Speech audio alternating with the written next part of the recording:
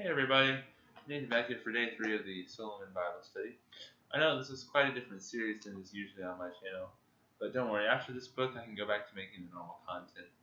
This is just one of those times where you kind of have to hunker down and keep on moving. I hope that you guys are enjoying. If you have any suggestions, please put them in the comments. I would love to read them and hear what you guys have to say about this. And if you'd like me to do any other books next.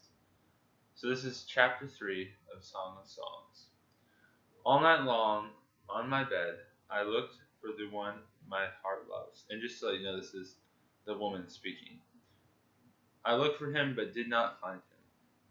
So firstly, this is very interesting because clearly she's saying that she can't find her lover.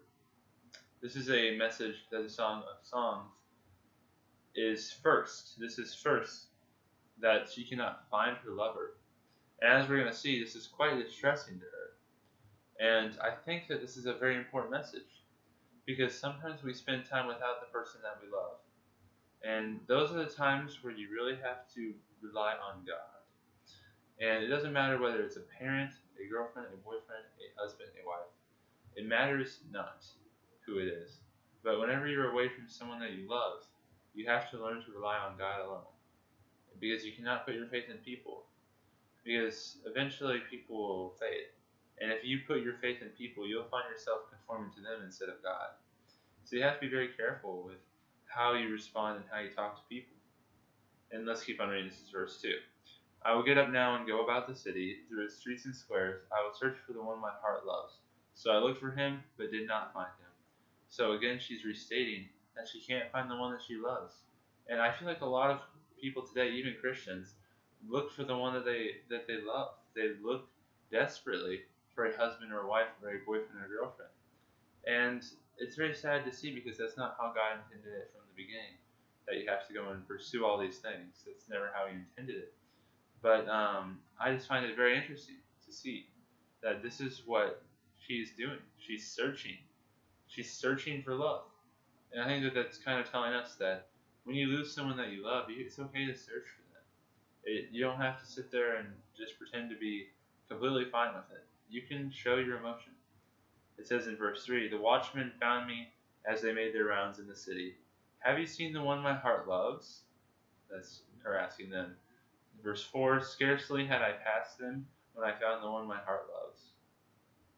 I held him and would not let him go till I had brought him to my mother's house, to the room of the one who conceived me. So this is very interesting, because she is looking for him, she's asking people, and she finds him. And it says very specifically that she held him and would not let go till I had brought him to my mother's room, or my mother's house, to the room of the one who conceived me. So clearly, I think it's another picture of when God says that, in some translations it says for marriage that a man shall leave his father and mother and be united to his wife. In some translations it says cleave, or to like hang on to, or be conjoined. And I think that we've kind of lost that imagery in today's society about marriage. It is about us clinging to that other person, and that's the important part of it. But I find that very interesting to see, because I would never have expected this to be in the Song of Solomon. She has this need in her heart. It's very interesting how God created man, but man was not good to be alone, even though he had full communion with God. And I think it's important also to remember that he first had communion with God and then communion with others. It's not the other way around. But it's just showing that this woman loves this man enough to give herself fully to him. And that's something that a lot of modern women and men lack the ability to do, because they have not become a sacrifice to God.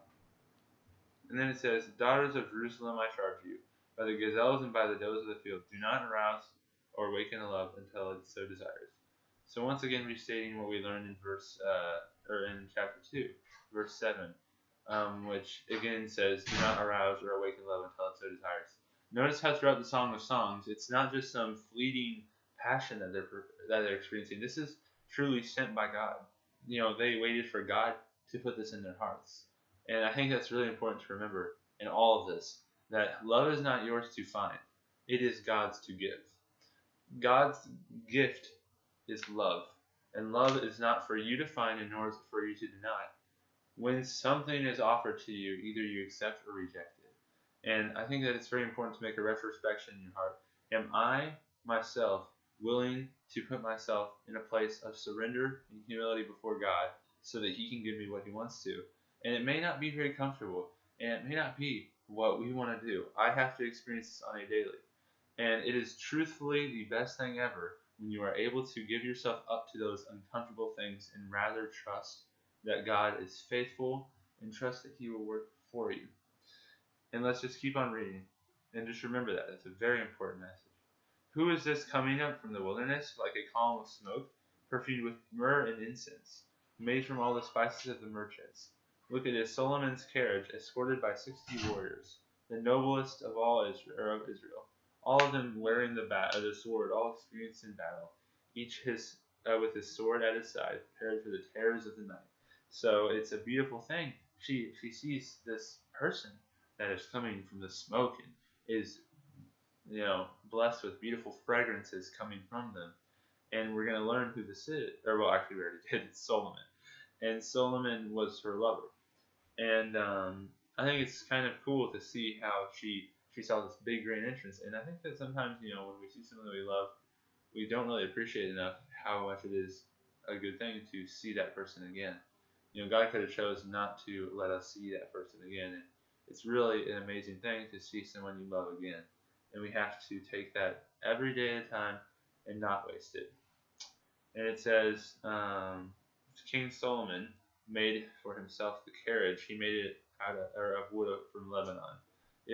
Its post he made of silver. Its base of gold. Its was upholstered with purple. That's like a color of royalty in the time. Its interior inlaid with love. Daughters of Jerusalem, come out and look, you daughters of Zion. Look on King Solomon wearing a crown, the crown with which his mother crowned him. On the day of his wedding, the day his heart will rejoice. And notice how it also talks about their mothers. Parents are a big part of your marriage. If you just go and run off and don't let your parents see these people, I think it's important that it says that a man will leave his mother and father and become one with his wife. It doesn't say the man will leave never to talk or never to speak again. It doesn't say, he goes away and he's not going to tell his parents what he's doing.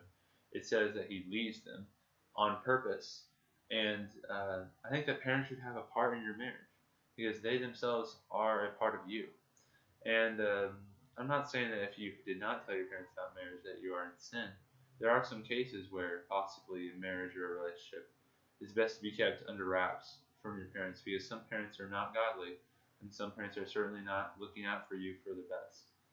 And I just love how it says that it's interior inlaid with love.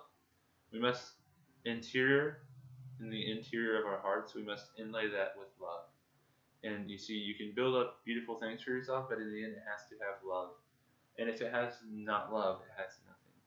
Because all things stem from love, which is really just God, as First John says, I believe, that God is love. And He is that mysterious thing that connects people together and brings people together in unison. And that's all for today, guys. I really appreciate you watching it. I hope you have a blessed day or night. And I hope I'll see you tomorrow. See you guys later.